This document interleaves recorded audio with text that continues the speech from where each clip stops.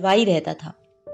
वह बहुत ही बढ़िया और स्वादिष्ट मिठाई बनाने के लिए जाना जाता था। इसकी वजह से उसकी दुकान पूरे गांव में बहुत मशहूर थी। पूरा गांव उसी की दुकान से मिठाई खरीदता था। वह और उसकी पत्नी मिलकर शुद्ध देसी घी की मिठाइयाँ बनाते थे। इससे मिठाइयाँ काफ़ी अच्छी और स्वादिष्ट बनती थी।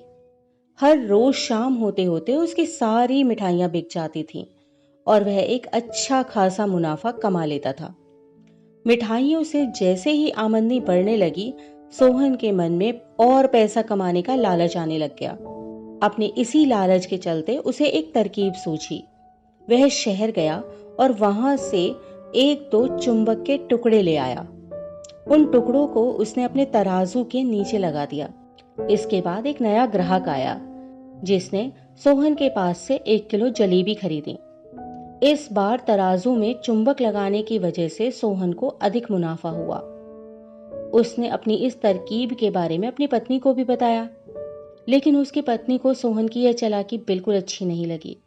उसने सोहन को बहुत समझाया कि उसे अपने ग्राहकों के साथ इस तरह की धोखाधड़ी नहीं करनी चाहिए, लेकिन सोहन ने अपनी पत्नी की एक ना सुनी और वो हर रोज तराजू के नीचे चुंबक लगाकर अपने ग्राहकों को कम सामान देने लगा और धोखा देकर अधिक मुनाफा कमाने लगा। इससे सोहन को बहुत खुशी हुई। एक दिन सोहन की दुकान पर रवि नाम का एक नया लड़का आया। उसने सोहन से 2 किलो जलेबी खरीदी। सोहन ने उसे भी चुंबक लगे तराजू से जलेबियां तोलकर दे दी।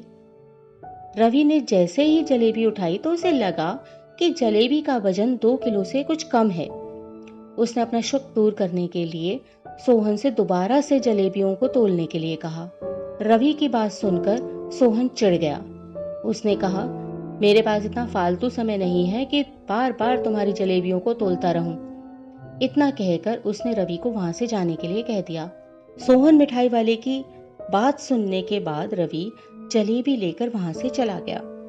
वह एक दूसरी दुकान पर गया और वहां बैठे मिठाई वाले से अपनी जलेबी तोलने के लिए कहा। जब दूसरे दुकानदार ने उन जलेबियों को तोला तो जलेबी सिर्फ 1.5 किलो ही थी। अब उसका शक यकीन में बदल गया था। उसे पता चल गया था कि सोहन मिठाई वाले के तराजू में कुछ गड़बड़ है। अब उसने तराजू की गड़बड़ को सबके सामने लाने का निश्चय कर लिया था और उसके लिए वो खुद एक तराजू खरीद लाया और उसे ले जाकर सोहन मिठाई वाले की दुकान के पास ही रख दिया। फिर रवि अपने सभी गांव के लोगों को वहां पर इकट्ठा करने में लग गया। जैसे ही लोगों की थोड़ी भीड़ बढ़ने लगी तो उसने गांव के लोगों को कहा कि आज मैं आप सभी लोगों को एक जादू दिखाऊंगा।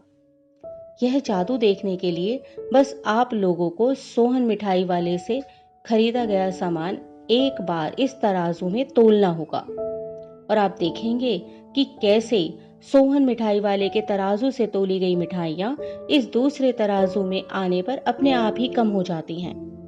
कुछ देर बाद एक दो लोग मिठाई लेकर रवि के पास पहुंचे तो उसने ऐसा करके भी दिखा दिया। इसके बाद सोहन की दुकान से जिसने भी मिठाई खरीदी थी सभी ने राजू को तराजू में तोलकर देखा तो सबकी मिठाइयां 250 ग्राम से लेकर आधा किलो तक कम निकली। यह सब देखकर लोगों को काफी हैरानी हुई। अपनी दुकान के पास ही यह सब होता देखकर सोहन मिठाई वाला रवि से झगड़ा करने लगा। उसने लोगों को बताया कि रवि यह सब नाटक कर रहा है अपनी बात को सही साबित करने के लिए। रवि सीधे सोहन मिठाई वाले का तराजू लेकर आया और तराजू में लगे हुए चुंबक को निकालकर सबको दिखाने लगा। यह देखकर गांव वालों का गुस्सा 7वें आसमान पर चढ़ गया। सब ने मिलकर उस लालची मिठाई वाले को खूब मारा।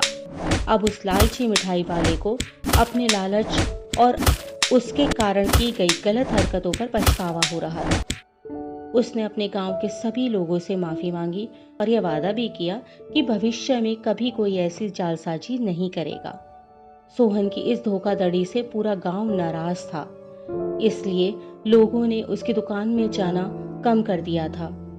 उधर सोहन के पास पछताने के अलावा और कुछ नहीं बचा था, क्योंकि वह पहले ही पूरे गांव का भरोसा खो चुका था।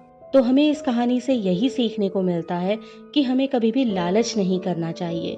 हमेशा ईमानदारी के साथ काम करने से ही इंसान का नाम होता है। लालच के चलते भले ही कुछ समय के लिए हमें ज्यादा फायदा हो जाए, लेकिन उससे इज्जत और आत्मसम्मान